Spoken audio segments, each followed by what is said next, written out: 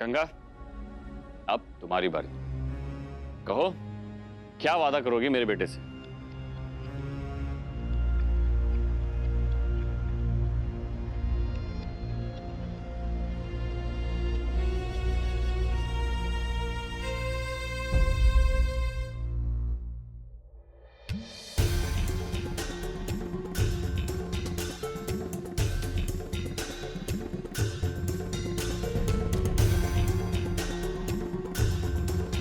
हमने ना तो उस छोटी सी उम्र में अपने दोस्त का साथ छोड़ा, ना आप छोड़ेंगे। तब भी कोई भी हालात में हमने अपनी दोस्ती निभाई,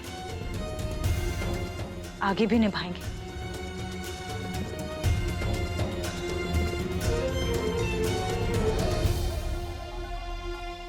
बस एक ही शर्त है कि तुम हमारा साथ छोड़कर कभी नहीं जाओगे।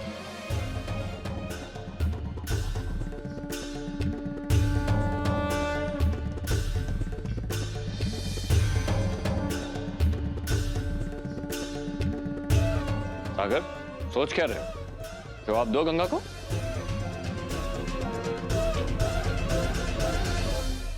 नहीं जाऊंगा।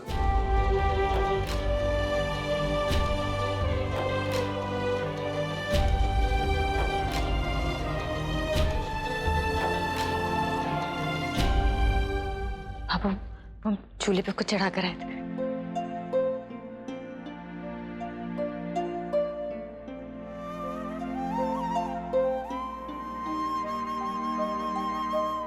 अपना प्रॉमिस याद रखना सागर, और चाहे जो हो जाए तोड़ना मत अपना वादा।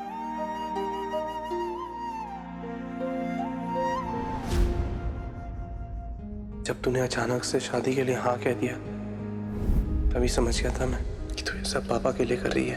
और तुमने भी शादी के लिए सिर्फ इसलिए हाँ किया क्योंकि तुम बाबू की खुशी चाहते, है ना? मेरे बारे में सोच रही है?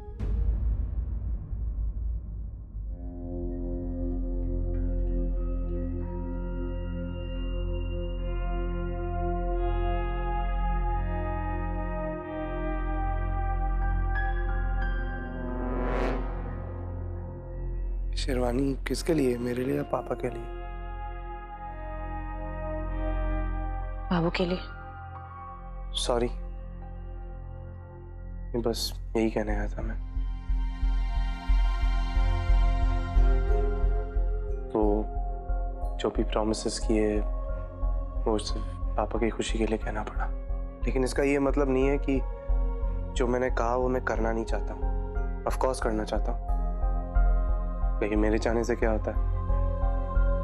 ये बात तो मैं अच्छी तरह जानता हूँ कि ये शादी तो तेरे लिए सिर्फ एक दिखावा है, इसलिए उसका फायदा उठाकर ये इमोशनली ब्लैकमेल नहीं करना चाहता मैं।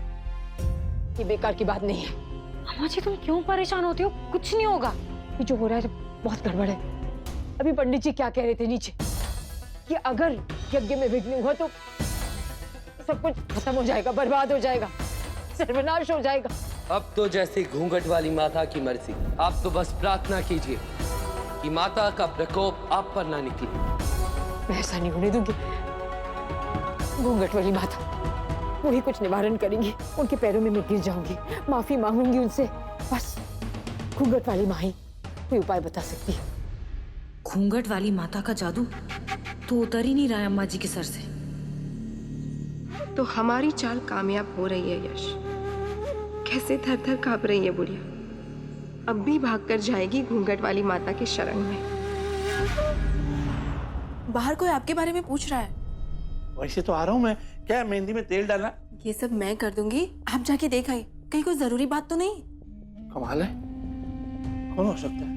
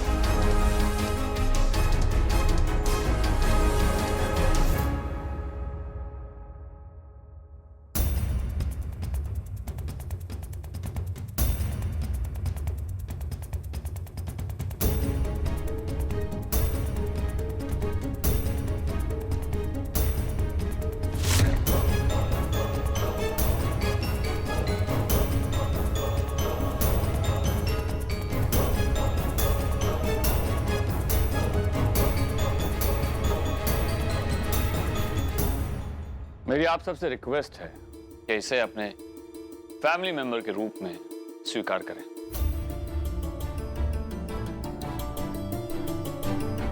इस घर में रहने का अधिकार है कशिश को।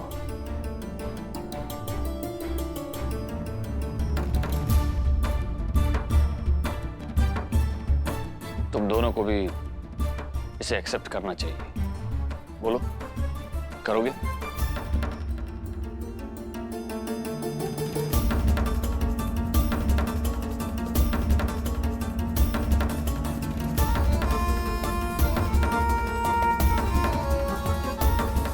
बाबू क्या कह रहे हैं? क्या पुलकित भैया और कशिश के होने वाले बच्चे को इस परिवार का नाम देना चाहते हैं बाबू? क्या हो रहा है ये सब? ये हमारे घरेलू मामला है। चलो सब लोग मेरे कमरे में आओ। कशिश हमारे परिवार के चिराग को, पुलकित की संतान को जन्म देने वाली है और मुझे लगता है कि इंसानियत के नाते हमें अपने फर्ज को भूलना नहीं चाहिए।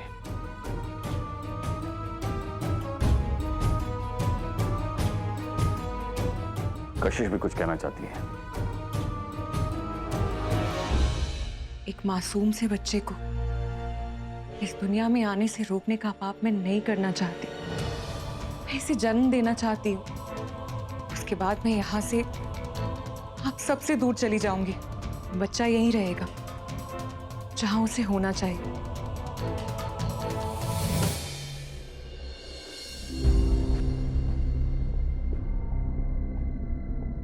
एक बार सोच लीजिए सब लोग कि क्या करना है, क्योंकि जो हुआ उसमें बच्चे का कोई दोष नहीं है। और अगर हम बच्चे को इस परिवार का नाम देने से, उसके पिता का नाम देने से इनकार कर देते, मना कर देते हैं, तो कशिश के पास और कोई चारा नहीं बचेगा सिवाय अबॉर्शन। नहीं पापा,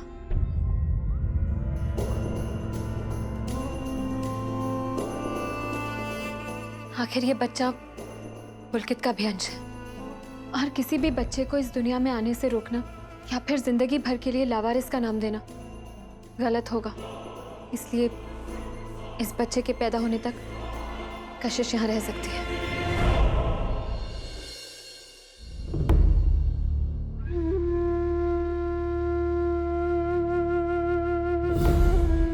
You don't have to worry। मैं इस बच्चे पर कभी भी अपना हक नहीं जताऊंगी, ना ही तुम पे।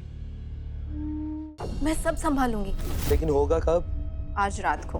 कल तक तुम्हारे पास खबर आ जाएगी, जो हमारे लिए तो खुश खबर होगी, लेकिन इन सब के लिए दुख भरी खबर। सागर, इतनी रात को हम यहाँ क्या कर रहे हैं? क्यों लाए हो हमें? हाँ बोल ना सागर।